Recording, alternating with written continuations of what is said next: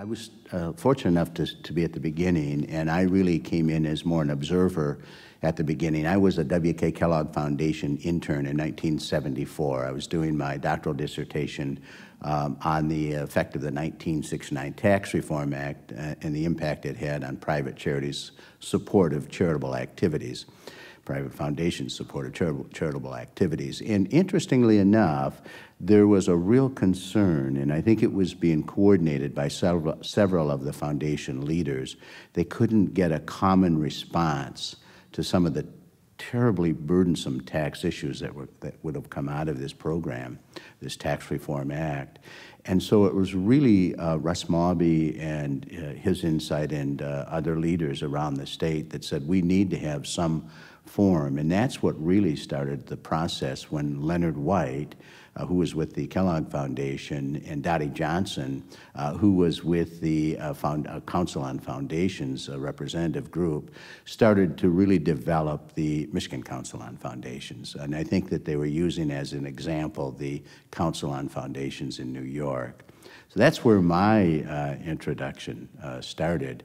And so it was really interesting to watch it from the beginning. And as you can imagine, a foundation intern, I was given a lot of assignments by Russ and Dottie, as only they could do, and Leonard White.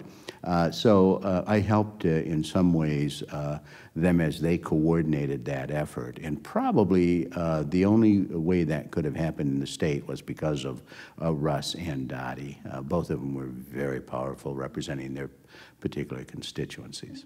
I was born in Bay City, Michigan, born of a family that had many needs. And so my first reaction and interaction with the Goodfellas was when we received food at Christmas time and so on. I can remember the first sweater I had was a sweater with a snowflake on it and so on from the Goodfellas and so forth. So I saw firsthand the importance of service to others.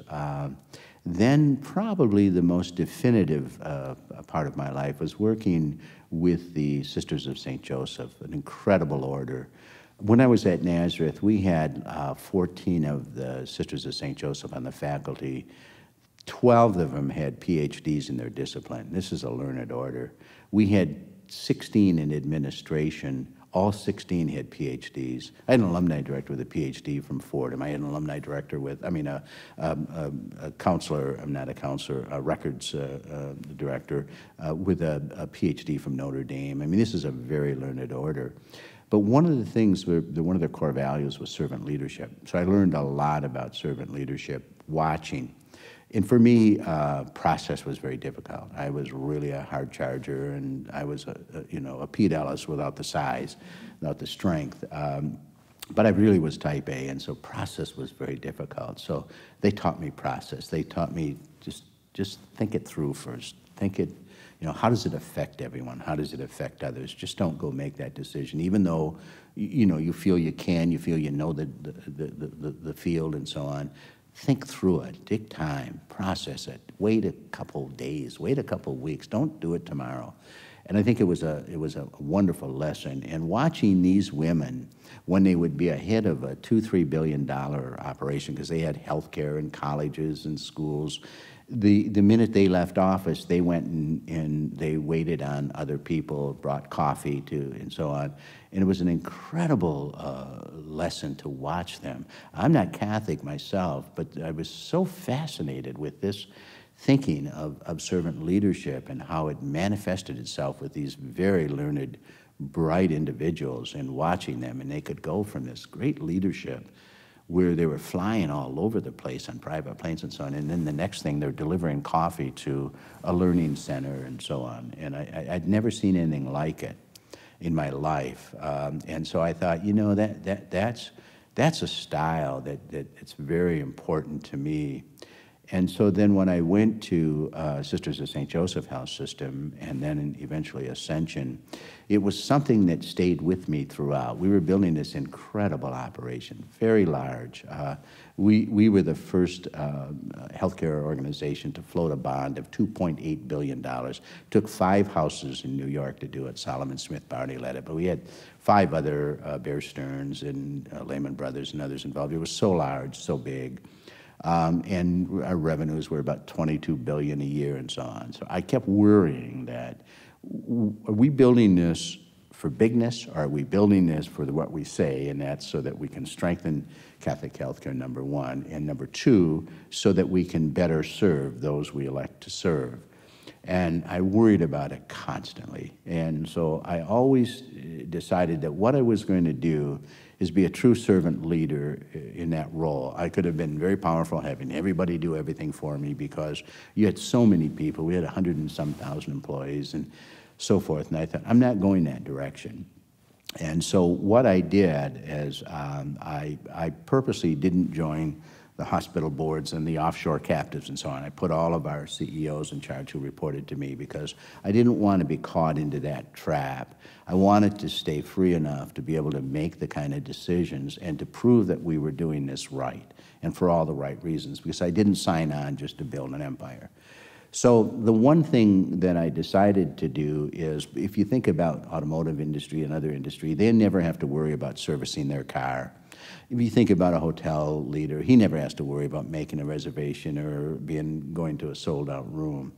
So I decided then that I was going to, I'd have blood work 4 times a year because of a thyroid issue. I decided that I was going to go to our labs in Texas, our labs in Indianapolis, our labs in Ohio, our labs in Wisconsin, and because I would be visiting all of our facilities and meeting with our regional people. And I decided I would go there and know firsthand what it was like. And I was really pleased as I moved around the country to see how they responded to the customer. I had one bad incident, and unfortunately it happened to be in the portion that I led, that I brought into the other group. We had the Sisters of St. Joseph and the Daughters of Charity. It had to be one of ours, you know, which, of course, you know, is hurtful to a degree because you think, we didn't do it right. But it was a very interesting thing, and it's a very interesting story because, again, nobody knew who I was because we were so large, and all I dealt with were the CEOs and the regional CEOs. That's enough direct reports. But they had no idea, staff had no idea. And I went to one of the blood labs in a place that shall remain nameless. And behind the desk were the women and men talking, laughing, and so on, with the windows pulled, but a lot of frivolity and so on, which is okay. I mean, you want happy people and so on. But outside were there was this elderly woman quite sick, another man quite sick, a lot of children and so on. But they weren't coming out to explain anything. We're waiting and waiting and waiting. So I'm thinking, they've got to explain what's going on, particularly with these sick people. I mean, that's awful to have them sit there like that. So I went up to the window and I said, "Ma'am, could I speak to someone?" She said, "Sir, step behind that yellow line."